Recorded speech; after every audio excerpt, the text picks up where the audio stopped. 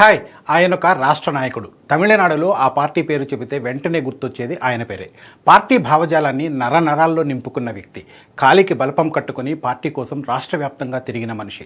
ఎన్నికలు జరిగే సమయంలో ఆ వ్యక్తి అవసరం ఆ పార్టీకి ఎంతో ఉంటుంది. కానీ ఆశ్చర్యంగా ఆయన ఎన్నికల బాధ్యతల నుంచి తప్పుకున్నారు. ఇంటికే పరిమితమయ్యారు. తమిళనాడు రాజకీయాల్లో ఇప్పుడు ఆయన హాట్ టాపిక్గా మారారు. ఇంతకీ ఆయన ఎవరు? ఆయన నిర్ణయం వెనుక అసలు కథ ఏంటి? తమిళనాడు రాజకీయాలు ఎప్పుడూ ఆసక్తికరమే. రాబోయే అసెంబ్లీ ఎన్నికల వేళ ఒక ఊహించని పరిణామం రాష్ట్ర వ్యాప్తంగా చర్చనీయాంశంగా మారింది. తమిళనాడులో బీజేపీకి స్టార్ ఇమేజ్ తెచ్చిపెట్టిన నాయకుడు, దూకుడుగా ఉండే అన్నామలై హఠాత్తుగా ఎన్నికల బాధ్యతల నుంచి తప్పుకున్నారు. అధికారికంగా తన తండ్రి అనారోగ్యమే కారణమని చెప్తున్నప్పటికీ తెర వెనుక అసలు కథ వేరే ఉందని తమిళ పత్రికలు ఘోషిస్తున్నాయి. అన్ని పార్టీలు ఎన్నికల వ్యూహాల్లో పూర్తిగా మునిగిపోయాయి. నియోజకవర్గాల వారీగా లెక్కలేసుకుని ప్రచారానికి సిద్ధమవుతున్నాయి. ఎన్నికల షెడ్యూల్ రావడమే ఆలస్యం. ప్రచార బరిలోకి దిగేందుకు అస్త్రాలు సిద్ధం చేసుకుంటున్నాయి. తమిళనాట అధికారం కోసం తీవ్ర ప్రయత్నాలు చేస్తున్న బీజేపీ కూడా ఎన్నికల వ్యూహాలకు పదును పెట్టింది. అయితే అన్నామలై వ్యవహారం మాత్రం బీజేపీలో ఏదో జరుగుతోందన్న చర్చను తెరపైకి తీసుకువచ్చింది.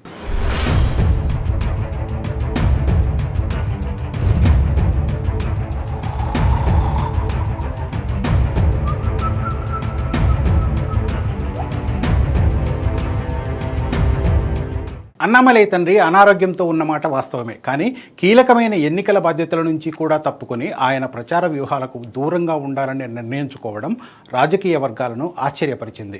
ఇది కేవలం వ్యక్తిగత కారణం కాదని, దీని వెనుక పార్టీ అంతర్గత వ్యవహారాలు ఉన్నాయని సమాచారం. ముఖ్యంగా అన్నామలైలో అసంతృప్తి దాగి ఉందని తమిళనాడు రాజకీయాల్లో చర్చ జరుగుతోంది. అన్నామలై ఎందుకు అసంతృప్తితో ఉన్నారో అన్న ప్రశ్నకు లోతైన సమాధానాలు వినిపిస్తున్నాయి. అన్నామలైను పార్టీ పూర్తిగా పక్కన పెట్టలేదని, ఆయన్ను లో ప్రొఫైల్గా ఉండమని చెప్పడమే ఈ పరిస్థితికి కారణమై ఉండొచ్చన్న వాదన వినిపిస్తోంది. అన్నామలై గతంలో బీజేపీ రాష్ట్ర అధ్యక్షుడిగా పనిచేశారు. తమిళనాడుకు ఫేస్ ఆఫ్ ది పార్టీగా మారి అన్నీ తానే నడిపించారు. తమిళనాడులో మొత్తం 234 అసెంబ్లీ నియోజకవర్గాలుంటే 72 మంది ఎన్నికల ఇన్ఛార్జీలను నియమించింది పార్టీ. వీళ్లలో అన్నామలై కూడా ఉన్నారు. అయితే సమస్య ఇందులోనే ఉంది. రాష్ట్ర పార్టీ అధ్యక్షుడిగా పనిచేసి గతంలో రాష్ట్రమంతా సుడిగాలి పర్యటనలు చేసిన అన్నామలై స్థానాన్ని కేవలం 6 నియోజకవర్గాలకు కుదించారు. అంటే ఈ ఎన్నికల్లో అన్నామలై పాత్ర కేవలం ఆ 6 స్థానాల వరకు మాత్రమే పరిమితం.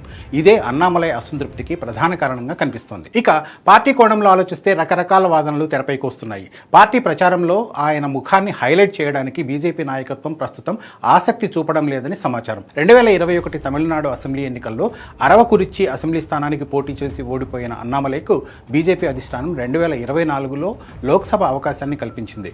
కోయంబత్తూరు ఎంపీ స్థానానికి పోటీ చేసిన ఆయన డిఎంకే చేతిలో ఓడిపోయారు. ఈసారి ఎన్నికల్లో కోయంబత్తూరు లోక్సభ పరిధిలో ఉన్న సింగనల్లూరు స్థానం నుంచి అన్నామలై పోటీ చేస్తారని ప్రచారం జరుగుతోంది. సరిగ్గా ఇదే సమయంలో ఆయన ఎన్నికల బాధ్యతల నుంచి కూడా తప్పుకున్నారు. తాను ఎక్కడి నుంచి పోటీ చేయడం లేదని కూడా ప్రకటించారు. వాస్తవానికి సింగనల్లూరు అన్నాడీఎంకేకు కంచుకోట. 2024లో కూటమి విచ్ఛిన్నమైనప్పుడు ఏం జరిగిందో బీజేపీకి బాగా తెలుసు. పాత విభేదాలన్నీ పక్కన పెట్టి బీజేపీ అన్నాడీఎంకే మళ్లీ చేతులు కలిపాయి. పాతగాయాన్ని తట్టిలేపేలా సింగనల్లూరు సీటు కోసం పట్టుబట్టే ఉద్దేశం బీజేపీకి లేదు. అయితే అన్నామలై చూపు మాత్రం ఆ నియోజకవర్గంపై ఉందట. అయితే పార్టీ సీనియర్లు మరో మాట కూడా చెప్తున్నారు. అన్నామలై పనితీరు విషయంలో బీజేపీ హైకమాండ్కు ఎలాంటి అసంతృప్తి లేదని, ఆయన సేవలను దీర్ఘకాలంలో వాడుకునే ఆలోచనలో ఉందంటున్నారు. అన్నామలై విషయంలో పార్టీ దృష్టి 2026 కంటే 2031పై ఎక్కువగా ఉండొచ్చని ఎస్ గురుమూర్తి వంటి సీనియర్లు చెప్తున్నారు.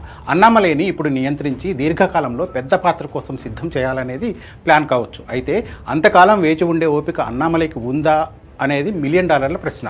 ఈ అనిశ్చితి కారణంగానే అన్నామలై రాజకీయంగా కొత్త ఆప్షన్స్ కోసం చూస్తున్నట్టు కూడా ప్రచారం జరుగుతుంది.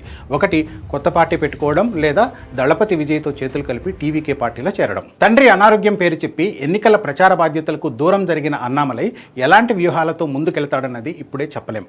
అన్నామలైకి తమిళనాడు యూత్లో చాలా క్రేజ్ ఉంది. ముఖ్యంగా హిందుత్వ సిద్ధాంతాల గురించి మాట్లాడడంలో ఆయనకు రాక్ స్టార్ ఇమేజ్ ఉంది. తమిళనాడు రాజకీయాల్లో పాత పద్ధతులను బద్దలు కొట్టి దూకుడుగా ప్రత్యర్థులను ఎదుర్కొన్న నాయకుడిగా పేరుంది. మరి ఈ మాజీ ఐపీఎస్ అధికారి నెక్స్ట్ ఏం చేయబోతున్నారనేది కాలమే సమాధానం చెప్పాలి.